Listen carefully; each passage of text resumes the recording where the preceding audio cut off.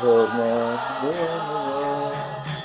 गोविंद की हर हर जय गोविंद। राधा माधव कुंज बिहारी।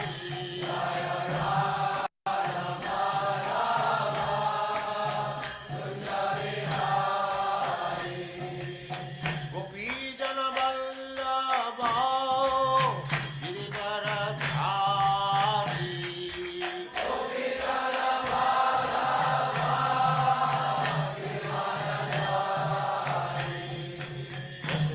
यशोदानंदन ब्रज जन रंजन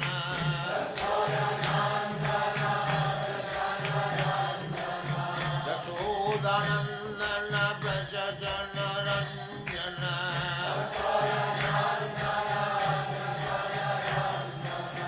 जमुना तीर वनचारी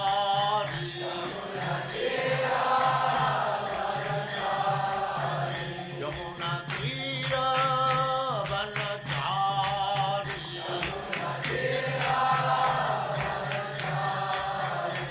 जय राधा माधव कुंज बिहारी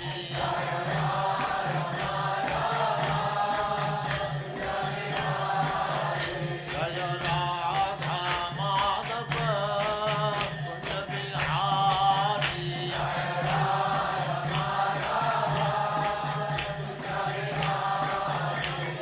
गोपी जन वल्लभ गिरिवरधारी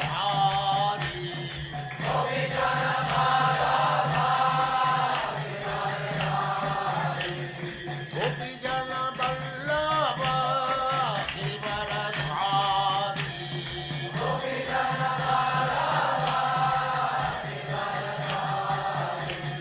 यशोदानंदन ब्रज जन रंजन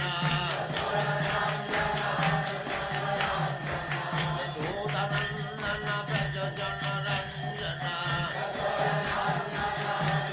हरे कृष्ण प्रभु। यमुना तीर वनचारी जय राधा माधव कुंज बिहारी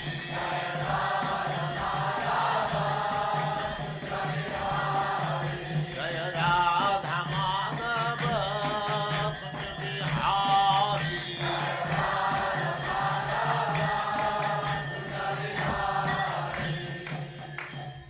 जय उस्मात् परम परित्राजकाचार्य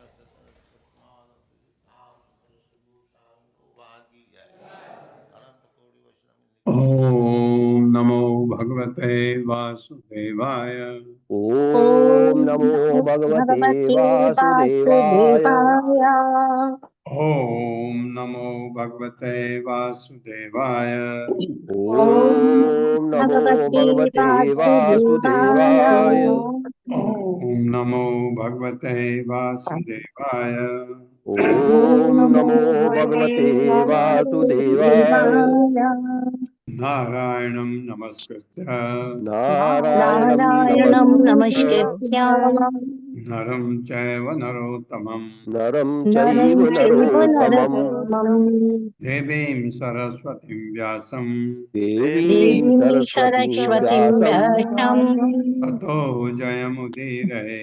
ततो ततो जयमुदीरये। जयमुदीरयेत्। नष्टप्रायेषु अभद्रेषु नष्टप्रायेषु नष्टप्रायेषु भद्रेषु अभद्रेषु नित्यं भागवत सेवया नित्यं नित्यं चं भागवत भगवति सेवया। सेवया भगवते उत्तमश्लोके भगवते भगवति उत्तमा उत्तमा श्लोके श्लोके भक्तिर्भवति नैष्टिकी। भक्तिर्भवति भक्तिर्भवति नैष्ठिकी। नैष्ठिके। हरे कृष्णा, आप सबका स्वागत है। हरे हरे कृष्णा कृष्ण प्रभु जी, प्रभुजी, सशब्द दंडवत प्रणाम। प्रणाम। हाँ, भगवान के प्राकट्य का कितना सुंदर वर्णन चल रहा है और कल कुछ सुना था, आज सुनते हैं 15वें श्लोक से। यथे में यथा यथा इमे अवृकृता भावा तथा ते प्रकृते सह नाना वीर्या पृथक भूता विराजम जनयन्ति। सन्निपत्य समुत्पाद्य दृश्यन्ते अनुगता इव प्रागैव विद्यमानत्वात् न तेषाम् इह संभवः। एवं भवान् बुद्धि अनुमेय लक्षण ग्राहे गुणे सन्नपि तद्गुणाग्रह अनावृतत्वात् बहिः अंतरं न ते सर्वस्य सर्वात्मना आत्मवस्तुना। 3 श्लोक साथ है, धीरे धीरे पढ़ते हैं मेरे साथ। यथा इमे अविकृता भावा यथेमे यथाइमे विकृता अविकृता भावा भावाः तथा ते विक्रमते सह तथा तथा ते ते विकृतैः विकृतैः सह सह नाना वीर्या पृथक् भूता नानावीर्याः पृथग् भूता नानावीर्यवितभूता विराजं जनयन्ति विराजं जनयन्ति सन्निपत्य समुत्पाद्य सन्निपत्य सन्निपत्य समुत्पाद्य समुत्पाद्य दृश्यन्ते अनुगता इव दृश्यन्ते दृश्यन्ते अनुगता इव अनुगता इव प्रागेव विद्यमानत्वात् प्रागेव प्रागेव विद्यमानत्वात् विद्यमानत्वात् न तेषाम् इह सम्भवः। न न तेषामिह तेषामिह सम्भवः। सम्भवः। एवं भवान् बुद्धि अनुमेय लक्षण एवं एवं भवान् भवान् बुद्धिमय बुद्धिर्यनुमेय लक्षणैः लक्षणैः ग्राहे गुणैः सन्नपि तद्गुणाग्रहः ग्राह्यैर्गुणैः सन्नपि ग्रहीतैर्गुणश्चन्नपि तद्गुणाग्रहः तद्गुणाग्रहः अनावृतत्वात् बहिः अंतरं न ते अनावृतत्वाद् अनावृतोत्थाद् बहिरन्तरन्ते बहिरन्तरं न ते सर्वस्य सर्वात्मन आत्मवस्तुनः सर्वस्य सर्वश्च सर्वात्मनात्मवस्तुनः सर्वात्मनयात्मवस्तुनः। यथा जिस तरह इन्हें इस भौतिक जगत से बनी ये भौतिक सृष्टियां भौतिक शक्ति से बनी यानी भगवान की बहिरंगा शक्ति से अविकृता छिन्न भिन्न नहीं भावा ऐसी विचारधारा से तथा उसी प्रकार ते वे विकृत सह संपूर्ण भौतिक शक्ति से उत्पन्न इन विभिन्न तत्वों के साथ नाना वीर्या प्रत्येक तत्व विभिन्न शक्तियों से पूर्ण है पृथक विलग भूता होकर विराजम संपूर्ण विश्व को जनयंत्र उत्पन्न करते हैं। हे निसंदेह सन्निपत्य आध्यात्मिक शक्ति का साथ होने से समुत्पाद्य उत्पन्न किए जाने के बाद दृश्यंते प्रकट होते हैं अनुगता उसके भीतर प्रविष्ट हुए एवं मानव प्राक शुरू से इस जगत की सृष्टि के पूर्व से एवं निसंदेह विद्यमानत्वात् भगवान के अस्तित्व के कारण न नहीं तेसाम इन भौतिक तत्वों का यह इस जगत में संभव प्रवेश करना संभव हुआ होता। एवं इस प्रकार भगवान हे प्रभु बुद्धि अनुमेय लक्षण है असली बुद्धि से तथा ऐसे लक्षणों से ग्राह्य इंद्र विषयों से गुण गुणों से सन अपि यद्यपि संपर्क में हैं तत्गुण अग्रह उन गुणों के द्वारा स्पर्श नहीं किए जाते अनावृतत्वाद सर्वत्र उपस्थित होने से वही अंतरम बाहर भीतर वही बाहर अंतर भीतर न ते कोई ऐसी बात नहीं है सर्वस्य हर वस्तु का सर्व आत्मन सभी वस्तुओं के मूल स्वरूप आत्म वस्तु हर वस्तु आपकी है किंतु आप हर वस्तु के बाहर तथा भीतर है। बहुत बहुत बढ़िया, बाहर भी है भीतर भी है नहीं भी है। भगवान कहते मैं हूं ही नहीं इनमें। मेरे साथ पढ़िए संपूर्ण भौतिक शक्ति संपूर्ण भौतिक शक्ति हाँ यानी महत्त्व हो गया अविभाज्य है यदि अविभाज्य महत्व तो अविभाज्य है किंतु भौतिक गुणों के कारण किंतु भौतिक गुणों के कारण यह पृथ्वी जल अग्नि वायु तथा आकाश में विलय होती ये यह पृथ्वी जल अग्नि वायु तथा आकाश में बिलग होती सी प्रतीत होती है। प्रतीत होती होती सी है प्रतीत होती है। होती सी प्रतीत होती है। ये विलग हुई शक्तियां ये ये विलग हुई बिलग हुई शक्तियां शक्तियां जीव भूत के कारण जीव भूत के कारण मिलकर मिलकर विराट जगत को दृश्य बनाती हैं। विराट जगत को दृश्य बनाती है। किंतु तथ्य तो यह है कि किंतु तथ्य तो ये है कि विराट जगत की सृष्टि के पहले से ही विराट जगत की सृष्टि के पहले से ही महत्त्व विद्यमान रहता है। महत्व तो विद्यमान रहते हैं। अतः महत्त्व का वास्तव में अतः महत्व का वास्तव में सृष्टि में प्रवेश नहीं होता है। सृष्टि में प्रवेश नहीं होता है। इसी तरह यद्यपि आप अपनी उपस्थिति के कारण इसी तरह यद्यपि आप अपनी उपस्थिति के कारण हमारे इंद्रियों द्वारा अनुभव गम्य हैं, हमारी इंद्रियों द्वारा अनुभव गम्य है, किंतु आप न तो हमारे इंद्रियों द्वारा किंतु आप न तो हमारी इंद्रियों द्वारा अनुभव गम्य हो पाते हैं, अनुभव गम्य हो पाते हैं, नहीं हमारे मन या वचनों द्वारा अनुभव किए जाते हैं। नहीं हमारे मन या वचनों द्वारा अनुभव किए जाते हैं। भगवान करे हम अपने इंद्रियों से हम अपनी इंद्रियों से कुछ ही वस्तुएं देख पाते हैं, कुछ ही वस्तुएं देख पाते हैं, सारी वस्तुएं नहीं। सारी वस्तुएं नहीं। हाँ बात सही है यह है, लेकिन एक स्थिति आती है जब मन एकाकार हो जाता है भगवान में, तो आपको फिर सब दिखने लगता है। ये है वास्तव में हम जैसों के लिए। हम अपने इंद्र से कुछ ही वस्तुएं देख पाते हैं, सारी वस्तु उदाहरणार्थ उदाहरणार्थ हम अपनी आंखों का प्रयोग देखने के लिए हम हम अपनी आंखों का प्रयोग देखने के लिए कर सकते हैं, कर सकते हैं, आस्वाद के लिए नहीं। आस्वाद के नहीं। हाँ ये मतलब ये था एक्चुअली, हर इंद्रिय को उससे हर काम करने के लिए नहीं है हमारे पास। फलस्वरूप आप इंद्रियों से परे हैं, आप इंद्रियों से परे हैं। यद्यपि आप प्रकृति के 3 गुणों से संबद्ध हैं, यद्यपि आप प्रकृति के 3 गुणों से संबद्ध है। कैसे संबद्ध है? क्योंकि बनाया उन्होंने है, इस वजह से बधे हुए नहीं है। हम तो संबद्ध हैं, भगवान बधे हुए नहीं है, लेकिन उनसे जुड़े जरूर हैं, क्योंकि बनाया भगवान ने। 3 गुण आए कहाँ से?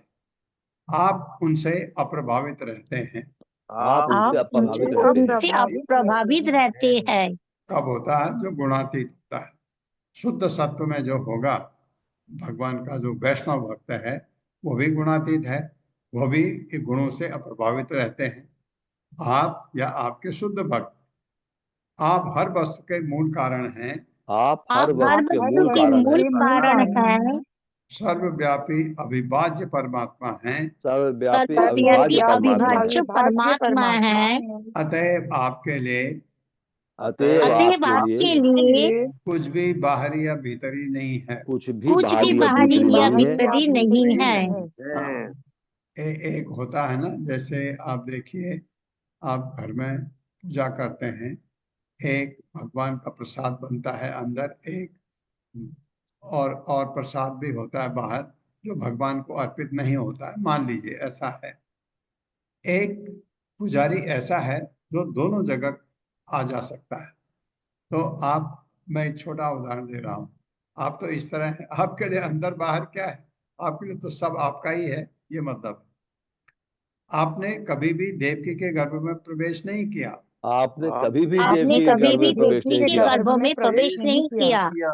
प्रत्युत आप पहले से वहां उपस्थित थे। आप पहले से वहाँ उपस्थित थे। हाँ, बड़ी गूढ़ बातें कही हैं, इसलिए पहले प्रभुपाद को सुनते हैं। तात्पर्य माता जी। हरे कृष्णा संदीप प्रभु जी। हरे कृष्णा प्रभु जी, धन्यवाद प्रणाम। हरे कृष्णा सभी को। तात्पर्य शिला प्रभुपाद जी के द्वारा, शिला प्रभुपाद जी की जय। भगवत गीता में स्वयं भगवान ने यही बात बतलाई है।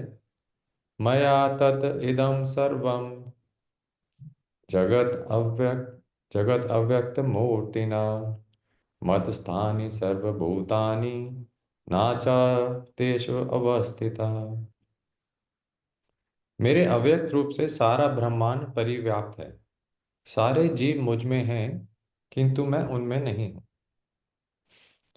भगवान की अनुभूति स्थूल स्त्रियों के माध्यम से नहीं हो पाती। कहा गया है कि भगवान श्री कृष्ण के नाम, यश, लीलाएं इत्यादि भौतिक इंद्रियों द्वारा नहीं जाने जा सकते। जो समुचित निर्देशन के अंतर्गत शुद्ध भक्ति में लगा हुआ है, केवल वही उनका साक्षात्कार कर सकता है। ब्रह्म संहिता में कहा गया है, प्रेमांजना चुरिता भक्ति विलोचनेन शांत सदैव हृदयेषु विलोकयन्ति। जिसने भगवान के प्रति दिव्य प्रेम भाव उत्पन्न कर लिया है, वह सदैव भगवान गोविंद को अपने भीतर और बाहर देख सकता है। इस तरह से वे सर्व सामान्य को दृष्टिगोचर नहीं होते। अतः भगवत गीता में इस श्लोक में यह कहा गया है कि यद्यपि भगवान सर्वव्यापी हैं, किंतु भौतिक इंद्रियों द्वारा वे विचारणीय नहीं हैं। यद्यपि हम उन्हें देख नहीं सकते, किंतु वास्तव में सारी वस्तुएं उन्हीं पर टिकी हैं। जैसा कि भगवत गीता के 7वें अध्याय में कहा गया है, यह संपूर्ण विराट जगत उनकी दो विभिन्न शक्तियों, परा तथा अपरा, अर्थात आध्यात्मिक तथा भौतिक शक्तियों का मेल है। जिस तरह सूर्य का प्रकाश सारे ब्रह्मांड के ऊपर फैलता है, उसी तरह श्री भगवान की शक्ति सृष्टि भर में फैली है और सारी वस्तुएं उसी शक्ति पर टिकी हैं। किंतु उसका अर्थ यह भी नहीं है कि वे सर्वव्यापी होने के कारण अपना निजी अस्तित्व खो चुके हैं। ऐसे तर्कों का खंडन करने के लिए भगवान कहते हैं, मैं सर्वत्र हूं और सारी वस्तुएं मुझ में हैं, फिर भी मैं पृथक हूं। उदाहरणतः राजा सरकार का मुखिया होता है और यह सरकार राजा की शक्ति की अभिव्यक्ति ही है। सरकार के विविध विभाग राजा की शक्तियां होते हैं और हर विभाग राजा की शक्ति का पर आश्रित रहता है। इतने पर भी राजा से यह आशा करना कि वह हर विभाग में व्यक्तिगत रूप में उपस्थित हो सकेगा व्यर्थ है। यह तो भोंडा उदाहरण हुआ। इसी तरह हम जो कुछ भी देखते हैं और जितनी भी वस्तुएं विद्यमान हैं, चाहे वे इस भौतिक जगत में हो या वैकुंठ लोक में, वे सब भगवान की शक्ति पर आश्रित हैं। भगवान की विभिन्न शक्तियों के विचरण से ही सृष्टि बनती है और जैसा कि भगवत गीता में कहा गया है, वे अपने साकार रूप में सर्वत्र उपस्थित हैं, जो उनकी विभिन्न शक्तियों का विसरण है। यह तर्क दिया जा सकता है कि जो भगवान केवल अपनी चितवन से सारे ब्रह्मांड की सृष्टि करते हैं, वे भला वसुदेव की पत्नी देवकी के गर्भ के भीतर कैसे आ सकते हैं। इस तर्क का खंडन करने के लिए ही वसुदेव ने कहा है, हे प्रभु, यह कोई बहुत बड़ा आश्चर्य नहीं है कि आप देवकी के गर्भ में के भीतर प्रकट हुए, क्योंकि सृष्टि भी तो उसी तरह बनी थी। आप महाविष्णु के रूप में कारनव में लेटे हुए थे और आपकी श्वास से असंख्य ब्रह्मांड उत्पन्न हो गए। तब आप हर ब्रह्मांड के भीतर गर्भोदक्षाय विष्णु के रूप में प्रविष्ट हुए। इसके बाद आपने पुनः अपना विस्तार क्षीरोदक्षाय विष्णु के रूप में किया और सारे जीवों के हृदयों में, यहाँ तक कि हर परमाणु के भीतर भी प्रविष्ट कर गए। अतः आपका देवकी के घर में प्रवेश इसी तरह समझ में आ जाता है। ऐसा प्रतीत होता है कि आपने प्रवेश किया, किंतु इसके साथ साथ आप सर्वव्यापी भी बने रहते हैं। हम भौतिक उदाहरणों से आपके प्रवेश तथा अप्रवेश को समझ सकते हैं। कुल भौतिक शक्ति यानी महत्तत्व 16 तत्वों में विभाजित होकर भी जैसे की तैसी अक्षत बनी रहती है। यह भौतिक शरीर 5 स्थूल तत्वों यानी पृथ्वी, जल, अग्नि, वायु तथा आकाश का मेल ही तो है। जब भी कोई भौतिक शरीर उपस्थित होता है तो लगता है कि उन तत्वों का नए सिरे से सृजन हुआ है, किंतु ये सारे तत्व शरीर के बाहर सदैव विद्यमान रहते हैं। इसी तरह यद्यपि आप देवकी के गर्भ में शिशु रूप में प्रकट हो रहे हैं, आप बाहर भी विद्यमान हैं। आप सदैव अपने धाम में रहते हैं, किंतु आप एक ही समय लाखों रूपों में अपना विस्तार कर सकते हैं। आपके प्राकट्य को काफी बुद्धि लगाकर समझना पड़ता है, क्योंकि आपसे भौतिक शक्ति भी उद्भूत होती है। आप भौतिक शरीर के उसी प्रकार से मूल स्तोत्र हैं जिस तरह सूर्य प्रकाश का स्तोत्र सूर्य है। ना तो सूर्य प्रकाश सूर्य मंडल को आच्छादित कर सकता है, ना ही आपसे उद्भूत भौतिक शक्ति आपको आच्छादित कर सकती है। आप भौतिक शक्ति के 3 गुणों में प्रतीत होते हैं, किंतु ये तीनों गुण आपको आच्छादित नहीं कर सकते। अत्यंत बुद्धिजीवी दार्शनिक इसे समझते हैं। दूसरे शब्दों में, यद्यपि आप भौतिक शरीर के भीतर प्रतीत होते हैं, किंतु आप इसके द्वारा कभी आच्छादित नहीं होते। वेदों का कथन है कि परब्रह्म का अपना तेज प्रकट होता रहता है, जिससे हर व्यक्ति वस्तु प्रकाशित होती है।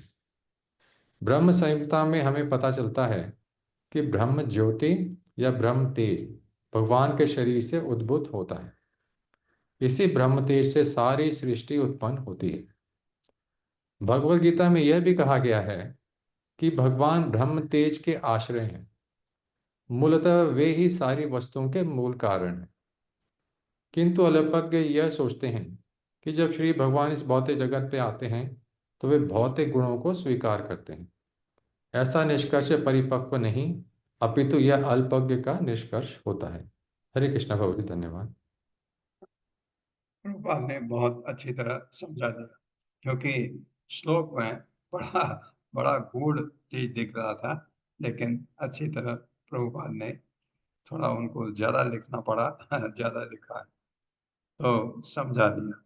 अगर भगवान कहते हैं मैं इनकी सृष्टि करता हूँ, मैं इन सब में होता हूँ, मैं ये सब मेरे में होते हैं, मेरे में होते मतलब मेरे पर टिके हैं, और मैं इन पर नहीं हूँ, यानी मैं इन पर नहीं टिका हूँ। ये बात बिल्कुल सही है। ऐसे प्रभुपाद ने समझा दिया बहुत अच्छी तरह से। स आत्मनो हि अगुणेषु सन्निधि व्यवस्यते स्वव्यतिकरे कतो अबुधः विना अनुवादं न च तन्मनीषितं सम्यग् सम्यग्तः सम्यग् सम्यग्तः त्यक्तम् उपपाद पुमान् सम्यक यतः यतः, क्यों स आया ना, विसर्ग आएगा। मेरे साथ पढ़िए। यह आत्मनो दृश्य गुणेषु सन्निधि यात्मनोदिश्य गुणेषु आत्मनोदित्य सन्निधि गुणेषु सन्निधि व्यवस्यते स्वव्यतिरेकतो अबुधः व्यवस्थते व्यवच्यते स्वव्यतिरेकतो स्वव्यतिरेकतो बुधः बुधः बिना अनुवादं न च तन्मनीषितं विमानुवादं न च विनानुवादं न च तन्मनीषितम् तन्मनीषितम् सम्यक् यतः त्यक्तम् उपपा उप उपाददत् पुमान् सम्यग् सम्यग् यतः यतः तमुपाददत् त्यक्तम् उपदत्तान् उपददात्मन्। शब्दार्थ, यह जो भी आत्मन आत्मा का दृश्य गुणेश शरीर इत्यादि दृश्य पदार्थों में से सन उस अवस्था को प्राप्त इति इस प्रकार व्यवस्यते कर्म करता रहता है, स्व व्यतिरेकतः मानव शरीर आत्मा से ही स्वतंत्र है, अबुधः धूर्त मूढ़, बिना अनुवादम समुचित अध्ययन के बिना, न नहीं च तत् शरीर तथा अन्य वस्तुएं मनीषितम विवेचना किया हुआ सम्यक पूरी तरह यतः मूर्ख होने के कारण त्यक्तम तिरस्कृत कर दिए जाते हैं। उपाधत इस शरीर को वास्तविकता मान बैठता है पुमान मनुष्य। मेरे साथ, जो व्यक्ति प्रकृति के 3 गुणों से बने, जो जो व्यक्ति व्यक्ति प्रकृति के 3 प्रकृति के गुणों से तीनों बने, गुणों से बने अपने दृश्य शरीर को अपने दृश्य शरीर दृश्य को शरीर को आत्मा से स्वतंत्र मानता है, आत्मा से स्वतंत्र मानता है, वह अस्तित्व के आधार से ही अनजान होता है। वो अस्तित्व के आधार से ही के अनजान होता आधार है, से ही अनजान होता है, इसलिए वह मूढ़ है। इसलिए और वो मूढ़ है। इसलिए वो मूढ़ है। हाँ, सारे मूढ़ हैं जिनको आत्मा का ज्ञान नहीं है, वो सारे मूढ़ हैं। हमारे अध्यात्म के जब आप स्पिरिचुअलिटी में आते हैं तो आपको लगता है 99.9% लोग, उससे भी ज्यादा, सब मूढ़ हैं। आत्मा का ज्ञान किसी को है ही नहीं। जो विद्वान हैं, जो विद्वान है विद्वान है वे इस निर्णय को नहीं मानते, वे इस निर्णय को नहीं इस मानते, निर्णय को नहीं मानते, क्योंकि विवेचना द्वारा क्योंकि विवेचना विवेचना द्वारा द्वारा यह समझा जा सकता है कि ये समझा ये जा सकता समझा है जा कि सकता है कि आत्मा से निराश्रित दृश्य शरीर आत्मा से निराश्रित दृश्य शरीर तथा इंद्रियां सारहीन हैं। तथा तथा इंद्रियां इंद्रियां सारहीन है। सारहीन है। यद्यपि इस निर्णय को यद्यपि इस इस निर्णय को निर्णय को अस्वीकार कर दिया गया है, अस्वीकार कर अस्वीकार दिया कर गया है, दिया गया है, किंतु मूर्ख व्यक्ति इसे सत्य मानता है। किंतु मूर्ख इसे व्यक्ति सत्य इसे मानता है। सत्य मानता है। हाँ, जैसे कोई भी अगर जो आत्मा नहीं मानते, वही कहते, ये सोचते हैं शरीर के, ये जो शरीर है, इंद्रियां हैं, ये शरीर है, इनका कोई इनको गाइड करने वाला नहीं है, कोई किसी पर आश्रित नहीं है, ये भौतिक जगत ऐसे ही चल रहा है। ऐसे दो पुरुष और स्त्री के संयोग से भौतिक जगत चल रहा है, ऐसा भगवत गीता में पढ़ा है हमने इस चीज को। उसी चीज का, उसी चीज को रिपीट किया गया है यहाँ। तात्पर्य माता जी। हरे कृष्णा। शकुंतला पवार माता जी।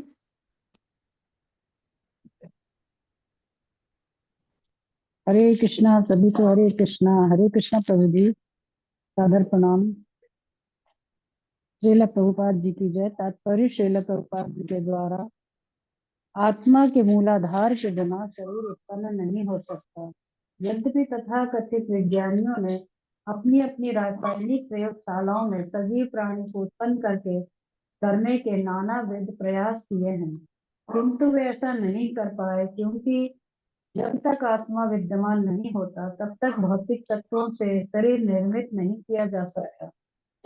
क्योंकि विज्ञान शरीर की रासायनिक रचना के विषय में जो सिद्धांत प्रस्तुत करते हैं उनके प्रति अब मुग्ध हैं, किंतु हमने अनेक विज्ञानियों को ललकारा है कि वे एक छोटा सा अंडा तो बनाकर दिखला दें।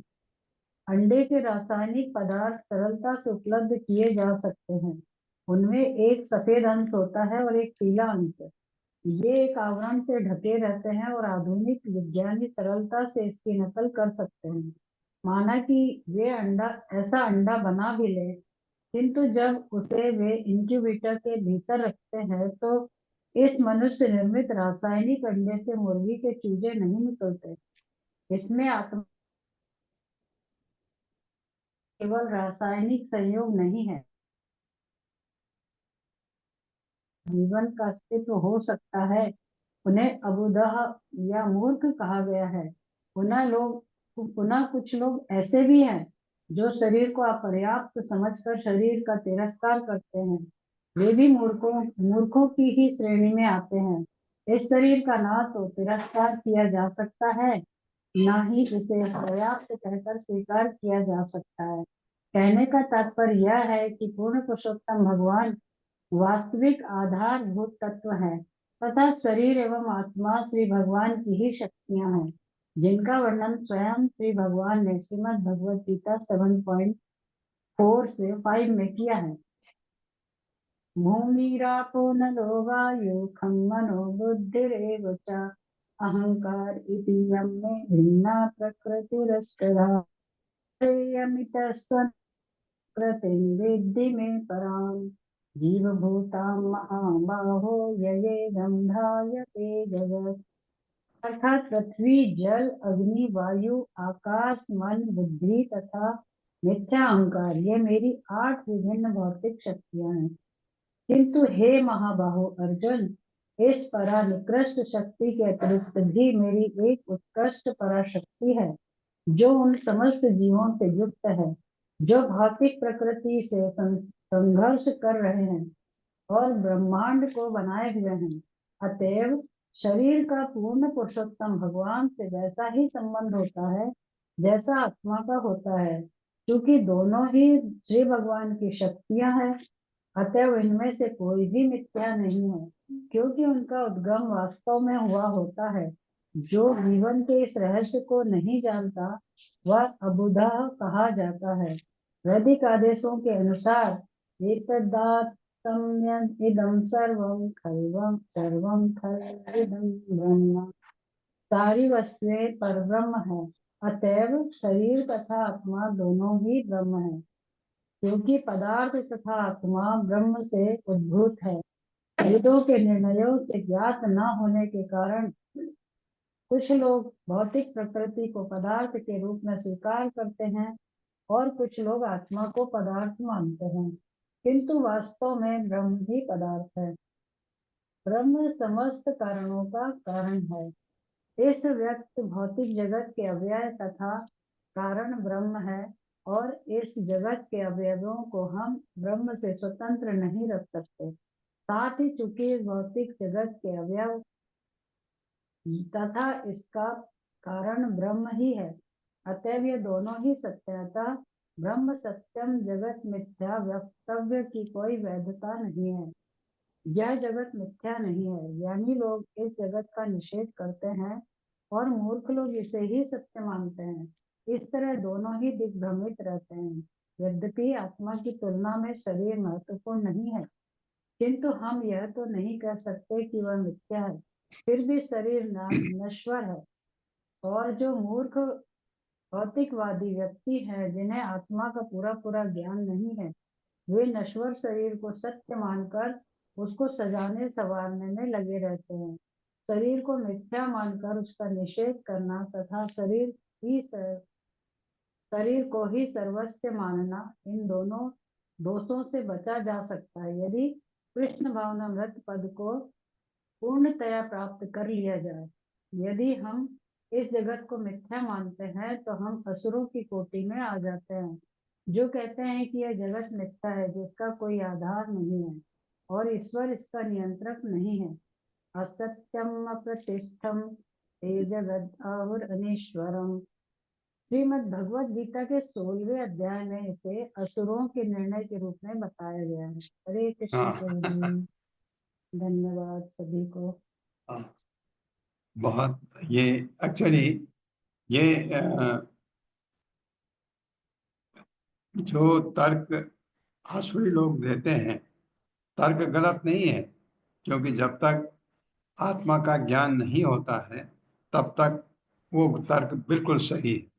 जो जिनको हम ये अध्यात्म के पॉइंट ऑफ व्यू से जिनको हम मूड कहते हैं, उनका तर्क गलत नहीं है, लेकिन भौतिक दृष्टि से अगर उनको आत्मा का ज्ञान हो तो कभी वो ऐसी बात न करें। बात ये अवश्य है, शरीर नहीं है तो आत्मा का कोई महत्व नहीं है। अगर शरीर ही नहीं है तो आप बताइए आत्मा क्या, कोई मतलब नहीं है। तो ये भगवान का एक विचित्र संयोग है, क्योंकि बिना शरीर के आत्मा का कोई मतलब नहीं, बिना आत्मा के शरीर का कोई मतलब नहीं, क्योंकि आत्मा नहीं है तो शरीर तो एक पिंड है, कुछ नहीं है। जब तक इसमें आत्मा नहीं डालेंगी, नहीं जाएगी, वो मुझे चेतना नहीं देगी। मैं कैसे आपसे बात करूं, कैसे मैं अपने हाथ हिलाऊंगा, सिर हिलाऊंगा, चलूंगा, बातें करूंगा, महसूस करूंगा। ये आत्मा डालने की वजह से आप इंद्रियों का बोध, आप गुस्सा करें, मुझे बुरा लगा, ये बुरा लगना जो मुझे लगा, आपने मेरी तारीफ कर दी, मैं भूल गया, ये मेरा खुश होना, ये भाव कहाँ से आते हैं? आत्मा की वजह से, क्योंकि आत्मा चेतना देती है हमको। तो ये चीज सब हमको होने लगता है। ये आत्मा इतनी जरूरी है, दोनों ही बहुत जरूरी है एक्चुअली। शरीर भी जरूरी है, आत्मा है तो शरीर का महत्व है, आत्मा नहीं है तो शरीर कुछ नहीं। इसी तरह से शरीर है तो आत्मा की जरूरत है, शरीर नहीं है तो आत्मा नहीं चाहिए। ये बात है, ये चीज हमको समझना होगा। वही चीज को प्रभुपाद ने बहुत डिटेल में समझाया है। इनको जो नहीं समझते वास्तव में मूल, क्योंकि हमको एक ही चीज, आप ये समझिए, भौतिक चीजों पर ही आप आश्रित, जैसे सारा जगत भौतिक चीजों पर ही टिका हुआ है। सिर्फ हर चीज पैदा होती इंद्र तृप्ति के लिए, क्योंकि आत्मा का ज्ञान है नहीं। तो इस वजह से इतना लिखना पड़ता है प्रभुपाद को।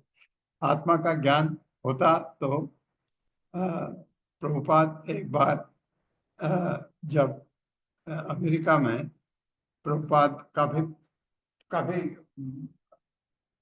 लोग प्रभुपाद को जानने लगे। तो एक, मुझे याद नहीं है कौन सी यूनिवर्सिटी थी, प्रभुपाद को उन्होंने बुलाया। प्रभुपाद गए, जा करके प्रभुपाद को दिखाया उन्होंने, ये डिपार्टमेंट है, ये केमिस्ट्री का है, ये फिजिक्स का है, ये मैथ्स का है, ये फिलॉसफी का है, ये इसका है, ये इसका है। जबरदस्त। प्रभुपाद ने कहा बहुत अच्छी यूनिवर्सिटी है, बहुत अच्छा बनाया है आपने, लेकिन एक डिपार्टमेंट तो मिस कर दिया। एक डिपार्टमेंट तो है ही नहीं जो सबसे जरूरी है। तो उन लोगों ने पूछा कि कौन सा डिपार्टमेंट? प्रभुपाद ने कहा आत्मा का। सोल का ज्ञान कैसे लोगों को जाएगा? आत्मा के बारे में डिपार्टमेंट होना चाहिए। ऐसा ये है, क्योंकि आत्मा का ज्ञान नहीं है तो हम मूर्ख की तरह बिहेव करते हैं। इसी तरह कहीं कभी कहीं भी आप जाते हैं, देखिए, आप अगर किसी कहीं किसी बगीचे में जाते हैं तो वहाँ का ज्ञान मालिक को होता है, जो उसका केयर टेकर होता है। उससे पूछते हैं हम, ये कैसे करते हैं, ये कैसे करते हैं, ये कैसे करते हैं। तो हर चीज का अपना अपना डिपार्टमेंट होता है। हर चीज, अगर आपको किसी पुल से पार कर रहे हैं, बहुत खूबसूरत पुल है, तो आपको इंजीनियर को पूछना पड़ता है ये कैसे काम करता है, कैसे बना है, क्योंकि उसका ज्ञाता है। तो भौतिक जगत में ये सारी चीजें हैं, एक चीज मिसिंग है, वह है आत्मा का ज्ञान। ये आपको, जब आत्मा के बारे में हम बात करते हैं तो यह अध्यात्म कहलाता है, क्योंकि ये भौतिक चीजों से गवर्न नहीं होता। इसलिए जैसे आप हमारे यहाँ भौतिक जगत में बहुत सारे, आपने देखा होगा फिजिक्स में लॉ ऑफ ग्रेविटेशन है, बहुत सारे चीजें हैं, कूलम्ब्स लॉ है। अगर कोई चार्ज हैं तो आपस में रिपेल करेंगे, अट्रैक्ट करेंगे, ये कानून बने हैं भौतिक। ये ये आध्यात्मिक जगत में काम नहीं करते, क्योंकि वहाँ यहाँ ये क्या है, भौतिक शक्तियाँ। ग्रेविटेशनल फोर्स क्या है? भौतिक। कूलम्ब लॉ भौतिक। ये आध्यात्म जगत में काम नहीं करते। वहाँ भगवान की अंतरंगा शक्ति काम करती है, यहाँ भगवान की बहिरंगा शक्ति के अंदर आते हैं। ये अंतरंगा शक्ति के अंदर नहीं आते हैं। आत्मा जो है वो भगवान का एक कण है, तो दिव्य है, इसलिए उस पर भौतिक कानून नहीं लग सकता। ये बात है, ये समझ आता है लोगों को, तो वो इस चीज को फिर ज्यादा पढ़ने की कोशिश करते हैं। तत्तो अस्य जन्म स्थिति संयम अन्विभो संयमान विभो, सॉरी, संयमान विभो। ततो अस्य जन्म स्थिति संयमान विभो भजन्ति अनीह अनि अनीहार गुणान विक्रिया। त्वयि ईश्वरे ब्रह्मणि नो विरुद्धते त्वद् आश्रयत्वाद् उपचर्यते गुणैः। मेरे साथ। तत्तो अस्य जन्म स्थिति संयमान विभो तत्तोऽस्य जन्म स्थिति संयमान् विभो वदन्ति अनीहात् गुणात् विक्रियात् वदन्ति अनिहात विक्रियात् अविक्रियात् त्वयि ईश्वरे ब्रह्मणि नो विरुद्धते त्वयीश्वरे त्वयीश्वरे ब्रह्मणि नो ब्रह्मणि न विरुध्यते विरुध्यते त्वद् त्वद् आसत्वात् उपचर्यते गुणैः त्वदाश्रयाभावादुपचर्यते गुणैः त्वतः आपसे अस्य संपूर्ण जगत की जन्म सृष्टि स्थिति पालन संयमान तथा संहार विभो हे प्रभु वदंती विद्वान वैदिक पंडित कहते हैं। अनिहात प्रयत्न से मुक्त अनु अगुणात प्रकृति के गुणों से अप्रभावित अविक्रियात आपकी दिव्य स्थिति में स्थिर रहने वाले त्वयि आप में ईश्वर भगवान में ब्रह्मणि पर ब्रह्म में नो नहीं विरुद्धते विरोध होता है तत् आश्रयत्वात् आपके द्वारा नियंत्रित होने से उपचर्यते अपने आप चलती है गुणों के कार्यशील होने से।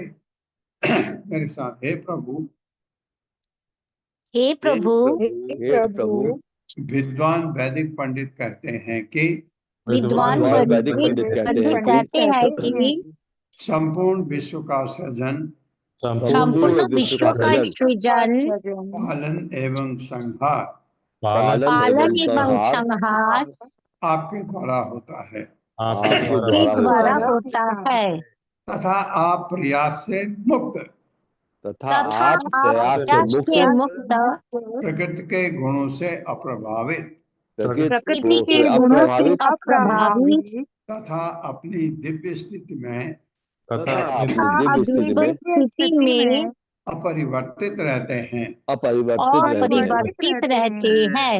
हाँ मतलब है कि आपको भौतिक गुणों का कोई असर नहीं, कोई आपको ये कोई टेंशन ही नहीं कि ये चीज कैसी होगी, क्योंकि ये चीज हमको होती है, भगवान को नहीं। भगवान इस चीज से अप्रभावित रहते हैं। आप परब्रह्म हैं, आप परब्रह्म हैं और आप में कोई विरोध नहीं है और आप में कोई विरोध नहीं है। प्रकृति के तीनों गुण प्रकृति के तीनों गुण सतो रजो तथा तमो गुण सत्व तथा तमोगुण आपके नियंत्रण में हैं, आपके आपके नियंत्रण में है। अतः सारी घटनाएं स्वतः घटित होती हैं। अतः सारी सारी घटनाएं घटनाएं स्वतः घटित होती है। तात्पर्य माता जी। हरे कृष्णा। सुशील गुप्ता प्रभु जी। हरे कृष्णा। दृढ़ प्रणाम सदगुरु माता जी प्रभु जी को। तात्पर्य शिल प्रपात द्वारा शिल प्रपात की जय। वेदों में कहा गया है, न तस्य कार्यम करण च विद्यते न तस्मश्चामभृदि कश्चित् दृश्यते पारस्य शक्तिर्विविधैव श्रूयते स्वाभाविकी ज्ञान बल क्रिया च। श्री भगवान को ना तो कुछ करना होता है और ना कोई उनके तुल्य है, ना उनसे बढ़कर ही है, क्योंकि सारी घटनाएं उनकी अनेक शक्तियों द्वारा स्वतः सुचारू रूप से घटती रहती हैं। श्वेताश्वर उपनिषद 3.8। सृजन, पालन तथा संहार, इन तीनों का संचालन पूर्ण पुरुषोत्तम भगवान स्वयं करते हैं और इसकी पुष्टि श्रीमद् भगवद गीता में की गई है। मध्याक्षीण प्रकृति सूयते सचराचरम। अंततो गत्वा श्री भगवान को कुछ भी करने की आवश्यकता नहीं पड़ती, इसलिए वे निर्विकार अर्थात अपरिवर्तनीय कहलाते हैं, क्योंकि हर घटना उनके निर्देशानुसार होती है, अतः वे सृष्टिकर्ता कहलाते हैं। इसी तरह वे संहार के स्वामी हैं। जब स्वामी एक स्थान पर असीम रहता है और उनके नौकर विभिन्न कार्य करते रहते हैं, तो वे जो भी काम करते हैं वो अंततः स्वामी का कार्य होता है। यद्यपि वो कुछ भी नहीं करता, न तस्य कार्य कारणम च विद्यते। श्री भगवान की शक्तियां असंख्य हैं, अतः सारी घटनाएं सुचारू रूप से घटती रहती हैं। श्री भगवान स्थिर हैं और इस भौतिक जगत में किसी भी वस्तु के प्रत्यक्ष करता नहीं है। हरे कृष्णा। धन्यवाद माता। एक उदाहरण आता है हमारे सामने। भगवान कुछ नहीं करते, सोचते हैं तो उनके सहायक कर अपने आप करते हैं उस काम को। ये भौतिक जगत की सृष्टि, जीव सृष्टि आप कहें, सृष्टि तो भगवान से ही होती है। जीव सृष्टि भगवान बीच में आए नहीं, ब्रह्मा से कहा कर, और ब्रह्मा जी कर सकते हैं सृष्टि, सवाल ही नहीं है। कोई जीव ये भौतिक जगत की सृष्टि कर ही नहीं सकता। तो ब्रह्मा को ज्ञान दिया कर, बहुत नर्वस भी हुए ब्रह्मा। वो कहा डरने की बात नहीं, तो जो काम करने की सोचेगा, बुद्धि आएगी, मैं तेरे को बुद्धि दिया जिससे तू करेगी। सबसे ज्यादा ब्रह्मा जी नर्वस हुए थे जब ये प्लैनेट्स को इनके ऑर्बिट में चलाना था। सूर्य को उसके ऑर्बिट में रखना है, चंद्रमा को, बृहस्पति को, शुक्र को, मंगल को, ये जो इनको ऑर्बिट में रख के, तो उस समय याद आई भगवान की। भगवान ने कहा है बुद्धि तेरे को दे रखी है, तो घबराने की जरूरत नहीं। सब कुछ सोचा, भगवान के सोचने से हो जाता है। ब्रह्मा ने सब कुछ किया, यहाँ तक कि ब्रह्मा जी ने शिव जी तक को पैदा किया। कैसे पैदा होगा, तो ये भगवान ने सोचा, शिव जी सोचने लगे और रुद्र पैदा हो गए। रुद्र किसको खाना है, किसको तहस नहस करना है, क्योंकि रुद्र रूप जो होता है भगवान का, वो विनाश के लिए ये शिव जी का। तो ये चीज कराई। अब आप देखिए, सृष्टि ब्रह्मा जी से कराई, लेकिन सृष्टि की भगवान ने। असली जो मूल सृष्टिकर्ता भगवान है, ये ब्रह्मा जी सेकेंडरी क्रिएटर। इसी तरह से मूल संहार करता भी भगवान है, संकर्षण, और वो शिव जी की मदद देते हैं। आप कहते हैं ना भगवान के, तो ये इस जगत को चलाने के लिए तीन भगवान के गुणावतार, ब्रह्मा विष्णु महेश, ये तीनों में से दो तो देवता कैटेगरी के हैं, आपके ब्रह्मा जी हैं और शिव जी हैं। और जो आपके ब्रह्मा विष्णु महेश, विष्णु कारणोदक्ष, क्षीरोदक्ष विष्णु, परमात्मा जी जिसे हम कहते हैं, वो तो भगवान के अवतार, भगवान ही है। वो तो भगवान अपने विस्तार के हैं उस रूप में। तो इसलिए अगर आप देखेंगे इस भौतिक जगत में सब कुछ कार्य, मैनेजरियल काम सारे क्षीरोदक्ष विष्णु करते हैं सारे, क्योंकि भौतिक जगत में वही है हमारे विष्णु जो सब कुछ करते हैं। जो मांगना है उनसे मांगो, कृष्ण के पास जाने की जरूरत नहीं है। ये तीन, ये पालन करता, शिव जी को संहार करता, और जबकि तीनों के तीनों डिपार्टमेंट भगवान खुद चाहा मतलब कर लिया, ये असिस्टेंट है करने के। इससे क्या पता लगता है कि ब्रह्मा जी भगवान से अलग नहीं है, शिव जी भगवान से अलग नहीं है, भगवान के साथ है, भगवान के साथ है। जिस तरह भगवान के अपने भक्त हैं वो भगवान के साथ में है, उसी तरह ये भी दो महान भक्त हैं भगवान के, जिनमें ये दम है, ये उनमें ये ऐसे क्या कहते हैं, सामर्थ्य है कि वो ये काम कर सकते हैं। हर कोई नहीं कर सकता। इसलिए ब्रह्मा जी और शिव जी का महान स्थान है वो। और उसमें से शिव जी को समझना थोड़ा मुश्किल होता है, क्योंकि शिव जी कभी कभी विष्णु के रूप में भी दिखने लगते हैं। कि सदाशिव जो है शिव जी का रूप वो विष्णु के जैसे शिव जी 84% विष्णु तत्व विष्णु के गुण हैं शिव जी में, ब्रह्मा जी में 78, और जो सदाशिव है उसमें पूरे गुण आने लगते हैं। लेकिन शिव जी को भगवान नहीं कहा जा सकता क्योंकि उनका दूसरा रूप भैरव भी वो नीचे आ जाते हैं।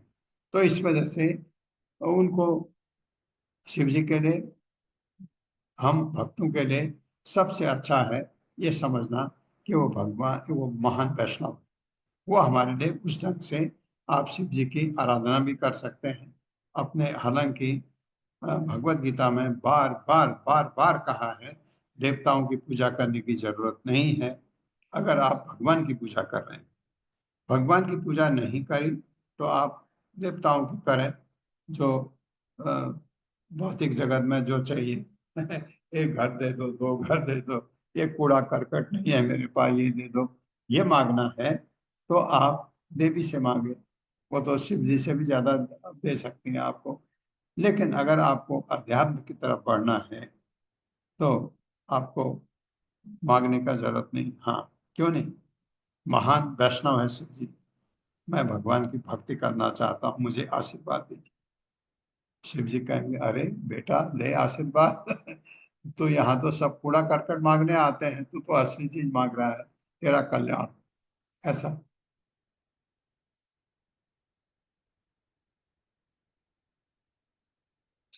तत्वं त्रिलोक स्थित स्वमाया विभर्षि शुक्लम खलु वर्णमात्मनः सर्गाय रक्तम रजसा उपब्रह्मितम कृष्णम च वर्णम तमसा जनात्यये।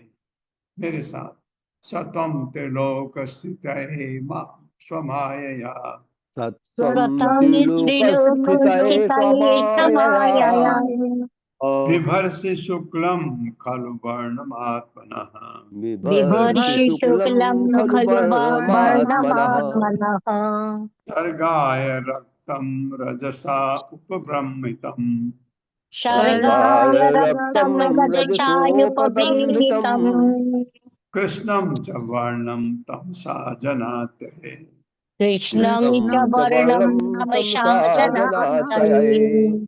सह त्वम, आप जो वही व्यक्ति अर्थात ब्रह्म है, त्रिलोक स्थित है, तीनों लोकों उच्च मध्य तथा अधः लोकों का पालन करने के लिए स्वमाया अपनी निजी शक्ति से आप माया विभर्षि धारण करते हैं शुक्लम सतोगुण, सतोगुणी विष्णु के श्वेत रूप में, खलु भी वर्णम रंग आत्मना आपकी ही कोटि का विष्णु तत्व, सर्गाय संपूर्ण जगत की सृष्टि के लिए, रक्तम रजोगुण के रंग का लाल रजसा रजोगुण से युक्त, उपब्रह्मितम आविष्ट, कृष्णम च तथा अंधकार का गुण, वर्णम रंग तमसा अज्ञान से आवृत, जन अत्यय संपूर्ण सृष्टि के विनाश हेतु।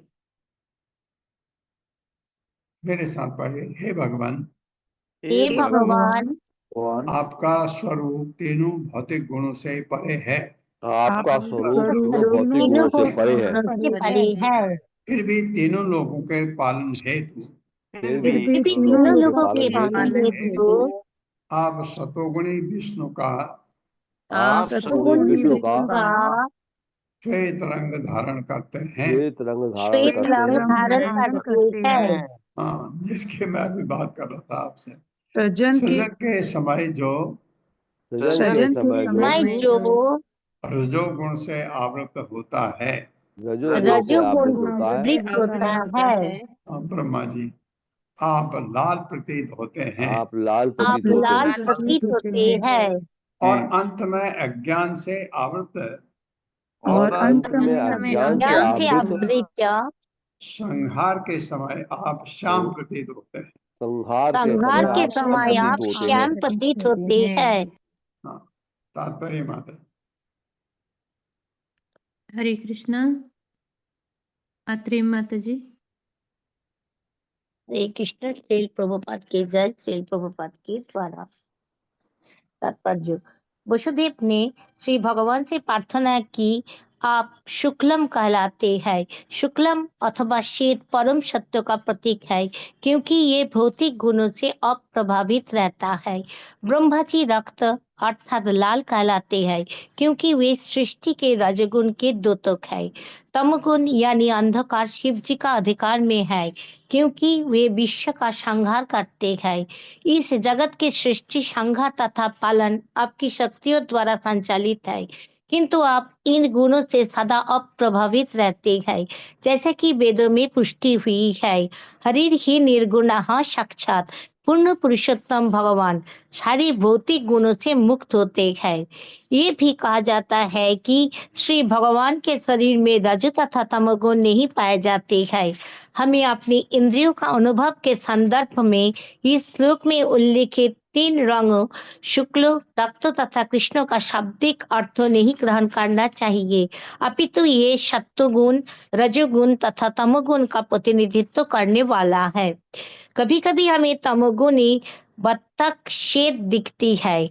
बकांत न्याय के अनुसार मूर्ख बत्तख बेलों के अंडकोशों को लटकती मछलियां समझकर उसके पीछे दौड़ती है, ताकि जैसे ही वे गिरे उसी समय वो उन्हें पकड़ ले।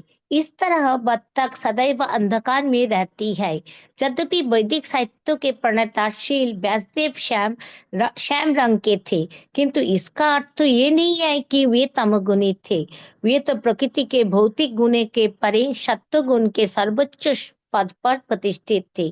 कभी कभी ये रंग शुक्ल रक्त तथा पितः ब्राह्मण, क्षत्रिय, वैश्य तथा शूद्र को बदलाने वाले होते हैं। श्री भगवान चिरदुखशाही विष्णु श्याम रंग के हैं, शिव जी श्वेत और ब्रह्मा लाल रंग के।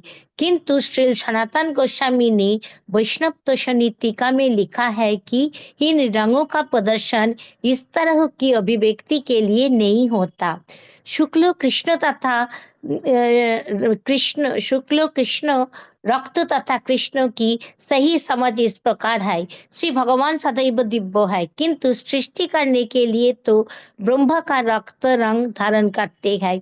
पुनः कभी कभी श्री भगवान क्रुद्ध होते हैं। श्रीमद् भगवद गीता 16.19 में श्री भगवान कहते हैं, तानंग दिशतकुरान संसारेषु नराधमान क्षिपं यजस्रम अशुभान आसुरेशे जोनिषु। जो लोग ईर्ष्यालु तथा क्रूर है और नराधम है, उन्हें मैं भवसागर में विविध असुरी जोनियों में डाल देता हूँ। इन असुरों का विनाश करने के लिए श्री भगवान क्रुद्ध होते हैं और तब वे शिव जी का रूप ग्रहण करते हैं। संक्षेप में पूर्ण पुरुषोत्तम भगवान तीनों गुणों से परे है। हमें इंद्रियानुभूति के कारण अन्यथा सोचकर दिग्भ्रमित नहीं होना चाहिए। हमें महाजनों के माध्यम से श्री भगवान की स्थिति को समझना चाहिए, जैसा कि श्रीमद् भागवतम 1.3.28 में कहा गया है, एते तं सकला पुंसखा कृष्णस्तु भगवान स्वयं। हरे कृष्ण। हरे कृष्ण।